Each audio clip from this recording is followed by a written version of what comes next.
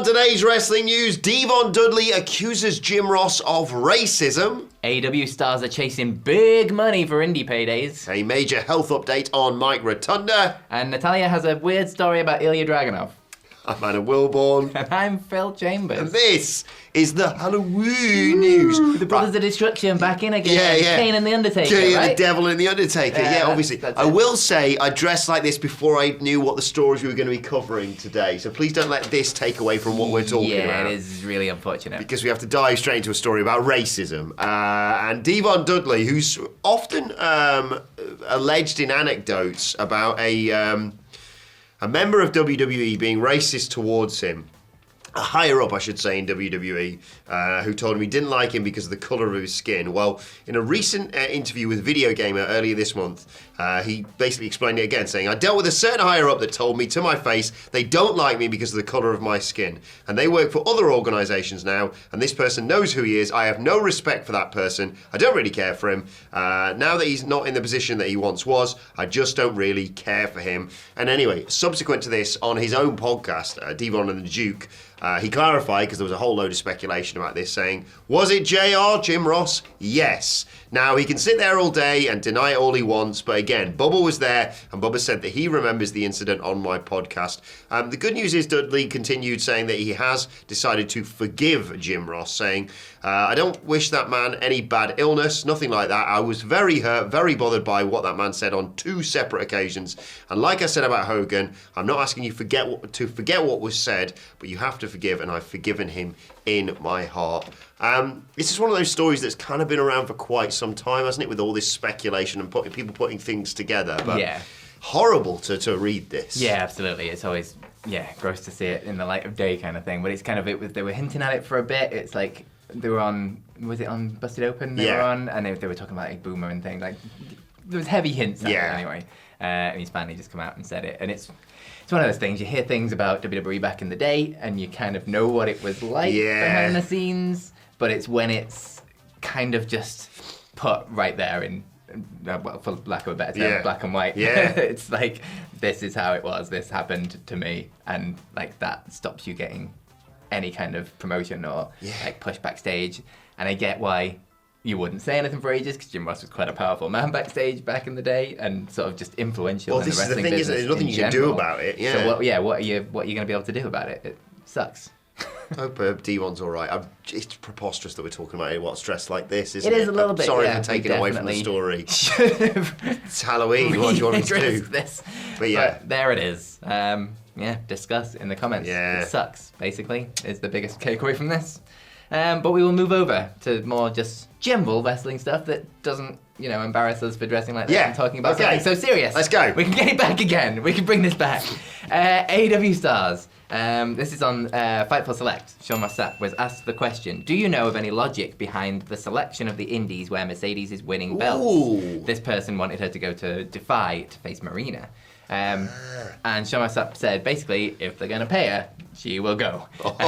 The way it works, obviously, is all of these indie places that are giving her all the belts know what they're doing. They're doing it for exposure. Yeah. They want their belt to be carried around by someone with the status of Mercedes money to elevate their own promotion, and they are willing to pay for it. This isn't a case of Mercedes going, I want your belt, to all these different promotions. It's just the promotion going, can you come and win our belt, please? We would like you to carry it around. So none of this is of Mercedes doing. This is just the different promoters finding an opportunity and going, this could be good for us. Yeah. And bringing in Mercedes to win the belt and be part of the sort of belt collection thing. As part of this, Sean Mossap did say that he was quite surprised to hear some people sort of just being shocked about the $25,000 figure that was being batted about around, for Mercedes money, because he said that there are plenty of AEW top stars that wouldn't even leave their house for less than $30,000. Oh!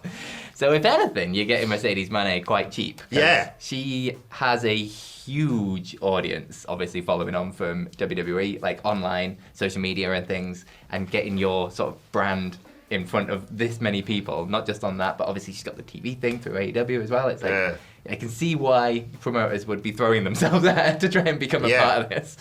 Yeah, we talked previously, like you say, about obviously, it's a big expenditure to bring any AEW star in, but someone like Mercedes Moné obviously will bring a lot of attention. We've talked up in the past about how that promoter, I can't remember which the promotion was, but said like how it increased ticket sales, how happy fans were with obviously Mercedes showing up.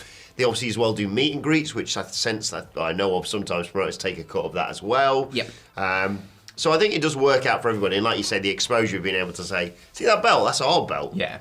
Being carried around by the frat house in the background or whatever it might be. I do think it's quite funny because if WCPW was around, 100% we would have been one of those belts. Oh, yeah. Our bosses would have been like, yes, book her right now. Because we had, Aries was walking around with Austin that, Aries did he? a belt collector thing, when he was in TNA, and he had, I think he only had like 5 or 6. 30 grand But though ours for was an one of them. appearance. I know Yeah. we've had, well, not me personally, but when we were involved in WCPW, we've obviously had some big stars that we've signed for appearances and what have you. Who also asked for big money. Yeah.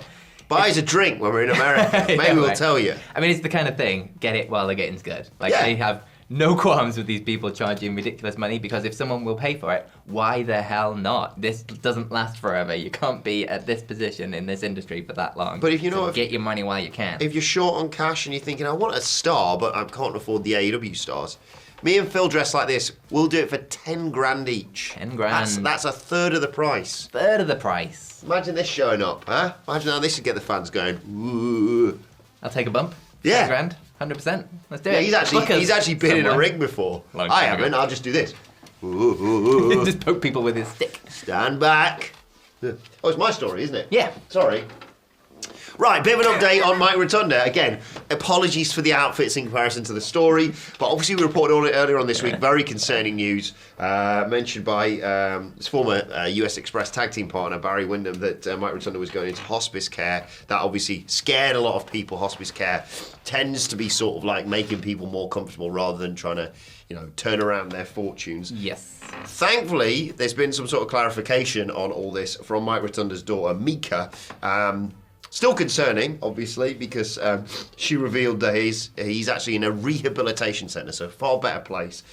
Still concerning, though, she said she had a massive heart attack on the 20th of September, was in a coma for a full week as a result. But now the family is fully focused on Mike's recovery. We wish to thank everybody for the support. Yeah, the comments, Barry Windham misspoke, whatever, I'm not holding this against him. But it also was lovely to see the outpouring of love and support for that family who've been through so much, obviously, and we wish Mike Rotunda all the best in his recovery. Yeah, absolutely. It's one of the things. It is obviously still really bad and worrying, but like just the word hospice puts a certain sort of if anyone's had a connotation on family it. member, you know what that means. You know that is like, well, that's it kind of thing. So hopefully it is just something he can recover from and come back, because like you say, that family's been through enough. All the love to the family and friends, but rehabilitation. Get well soon, Mike Rotunda. Absolutely. But finally, ending on something stupid that is Good. actually going to fit in with the costumes. Finally, Natalya has been on the Joe Volpis podcast, and she was talking about the fact that her and TJ have their own dungeon in their house with the rest. A dungeon. I like the sound of it. And a certain WWE someone came to train there before he returned recently. Ilja Dragunov went to train in their dungeon a couple of days before he returned. And it's such an Ilja Dragunov story, this. Yeah. Because he's a ridiculous human being. If you've ever seen him on TV, you can probably tell. He's a little bit intense. And I think that might trickle over to his everyday life. Because she was saying that he went to the dungeon, and basically it was like hot room in a ring, like no air conditioning or anything. And he just... Old school. And he just wrestled like it was WrestleMania. Pouring with sweat, just laying it all on the line for Natalya and like 5 trainees or something. I love this. In the middle of a dungeon. Just going absolutely nuts. Like you say, it's so Ilja Dragunov, isn't it? Like, credit to him when he returned on that amazing match with Sami Zayn to win the belt, and then obviously last week the Aleister Black match that he had was great as well. He He didn't look like he missed a step. I know there's always a bit of ring rust, but to a certain extent you can counteract that by, like you say, just sort of not going farther than running drills or warming up or working out or what have you, by actually just doing it. But so Dragunov to be like, right, let's pretend we're on the grandest stage of them all. Yep, let's go out and have a 5-star classic in the middle of this dungeon with some trainees. As you say, if you've ever seen him cut a promo on or just exist on WWE television, will entertain you. Have you seen any of his workouts or like training updates or recovery? He's ridiculous. Like he doesn't just go probably 100 push-ups, does he? He's like probably 100 push-ups on my head or something. Yeah. Like he's bonkers, but that's what makes Ilja. And I guarantee that they were taken aback initially, and then they were just probably like, yep, figures. That's just him. She did say she came out with a lot of respect for him because she was just wowed by how incredible he was, and that he made everybody in there, because obviously it's a training facility, they train up like young recruits or whatever. He made everyone step up their game because they were all like, no, that's what we've got to compete with. He's just I think Hamlet sort of lived through this. I think when you first are introduced to Ilja Dragunov, I think people can be a bit standoffish, a bit like, oh, you're an intense guy. Yeah. Because we've seen a lot of intense guys in wrestling over the years. Yeah. Then you work out it's not a gimmick. That's what he's like. I guarantee if you went to a Chipotle with him, he'd be like, let's see who can eat this sandwich the fastest or whatever. He's just, I think that's what has endeared him to the audience. And like, I've never seen a match where he's just gone, probably dog it a bit here. Yeah. Like he could why be it was a little bit annoying. I mean, Aleister Black's a great pairing for him for the Open Challenge thing, but like he probably should have just won. Yeah. Like the way of getting Ilja Dragunov over, he's weird guy with weird promos. So the way to get him over is just put him in a match every single week where he's just incredible. We were there on the Raw after WrestleMania when he turned up, and they just went, here he is. He's going to wrestle now. Get ready for this. Yeah. And he's just awesome. Good stuff. I'm very glad to see, because it was like a year or over a year he was gone, obviously, with injuries. Bad timing as well. Yeah, but glad he's back. Great surprise. Credit to Sami Zayn again. He posted recently about 8 matches, 8 title defenses, all bangers, and there's no lies in there detected. But exciting to see what happens now, because Ilja Dragunov never factored into my plans for next year's WrestleMania, and now you can't count him out of anything, really. Yeah. But if I'm in the Royal Rumble, I'm praying that he has a US title defense on that show so he doesn't have to be involved in it, because I don't want to fight that guy in a Rumble.